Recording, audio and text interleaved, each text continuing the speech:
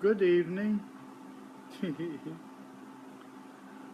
Earlier today we were going through the Bhagavad Gita, and there's a section in there where certain virtues are outlined to cultivate, and I kind of like the list. Swami Rama's translations, he added numbers to it the way we're accustomed to seeing it, and numbered them 1 through 23. So I thought I would read this to you and enjoy these 23 little snippets together. And here's the introductory comments to it. To be perfect is to remove all the imperfections in mind, action, and speech. Verses 13 through 20 of chapter, what are we in? What chapter are we in? Chapter 12. Verses 13 through 20 describe the following virtues, which an aspirant should acquire on the path of perfection. We may not be perfect at these, but I sure enjoy the list. I just enjoy it, so I thought I wanted to share it with you. 1. Hatred is the root cause of all misery, for by hating others, one isolates himself from the whole. Therefore, learn to love and give. Hi, Nellie. Hi, Viviana. 2. One should be a friend to all. He should not feel animosity toward anyone. Sounds good. 3. Kindness teaches one to be merciful and is a practical way of expressing one's love. Therefore, be kind and give. 4. Mine and thine are traps of Maya that bind one with strong chains of attachment. Do not become attached. 5.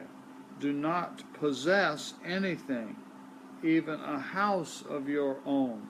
Preoccupation with accumulating wealth is hoarding and is a reflection of greed. And if we do seem to appear to own a house, remember, it's not mine. I don't really own it. 6. Egoism and pride reduce one to nothingness, for the ego makes one petty and separates him from the whole. Full effort should be made to purify the ego. 7. When reaping the fruits of his actions, one should learn to be content. Contentment is the highest of all wealth, and without it, one remains unsatisfied and frustrated. Number 8. Expectation is a longing for enjoyment, and whether it is fulfilled or not, it creates dependency and robs the human dignity. Expectations should be abandoned. 9. One should practice self-control, without which the mind cannot be made one-pointed and the energies cannot be concentrated. 10. A tranquil mind is undisturbed in all situations, favorable or unfavorable. One who has developed tranquility never grieves and is never deluded. 11. Determination builds courage and willpower and leads to success in all spheres of life. 12. Firmness is a virtue that leads to fearlessness and self-reliance. 13. Non-attachment helps one to attain spiritual heights. It is the total absence of the desire for enjoyment. Note that it says total absence of the desire for enjoyment. It doesn't say that there's total absence of enjoyment. It's the absence of the desire for it. 14. Negative emotions lead one to extremes. Positive emotions can be substituted.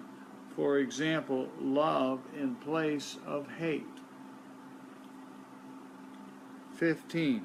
Giving up the fruits of one's actions brings great joy, freedom, and peace. One who gives up everything is the greatest lover of mankind. And what is around me, I can live with by remembering it's not mine. That's a way of giving it up, is recognizing it's around me, but it's not mine. 16. One should remain a witness, a seer, not identify himself with the seen. 17. With mind, action, and speech, one should be pure, free from stains and faults. 18. One should be vigilant, for carelessness becomes a stumbling block. 19. The desire for fruits is a hindrance in the path of skillful actions. Give up that desire. Again, it's about the desire for the fruits, not necessarily the fruits. 20. One who loves all receives love from all. The expression of love should be practiced in daily behavior by giving the best one has. 21.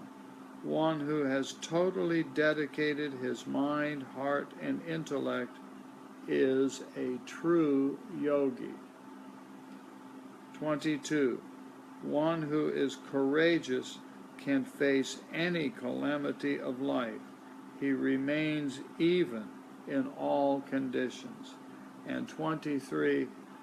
Faith is the greatest of all virtues, provided it is based on pure reason and not mere belief. All of these virtues are the signs and symptoms of the great devotees of the Lord. Blessed are they who work hard to acquire these virtues and attain perfection. Hard work to acquire these virtues is the suggestion given. They're nice, though. I think maybe I'm going to listen to these again after this thing is finished and posted. Maybe not tonight, but I'm going to listen to it again tomorrow. I quite enjoyed the list. Every time we bump into this, I enjoy it. Hi, Matri.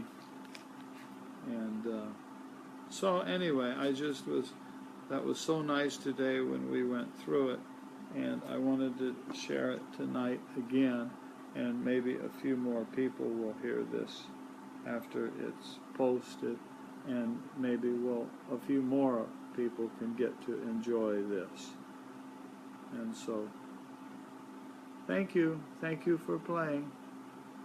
Hope you had a wonderful weekend. It's the end of a weekend, and those are good practices. Yes, they are, Viviana, indeed, yes.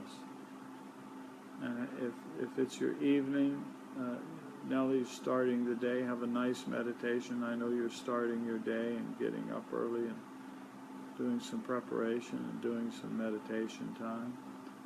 And the rest of us, I think, it's the end of our day, and now we can have a little more quiet time. We had mantras and a little bit of sitting time, and now get to visit with some nice people a little. I have some good reminders here, some reflections.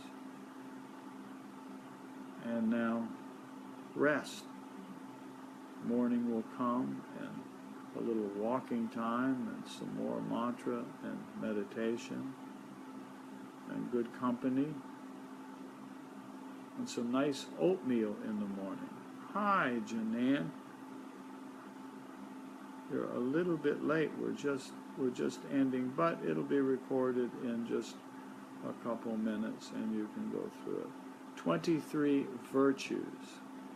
23 virtues. So thank you all for spending a little time together this evening. And remember, Om is what it's all about. Om is the happening thing. Om, said in traditional way, Om Tat Sat. You got to liven it up a little.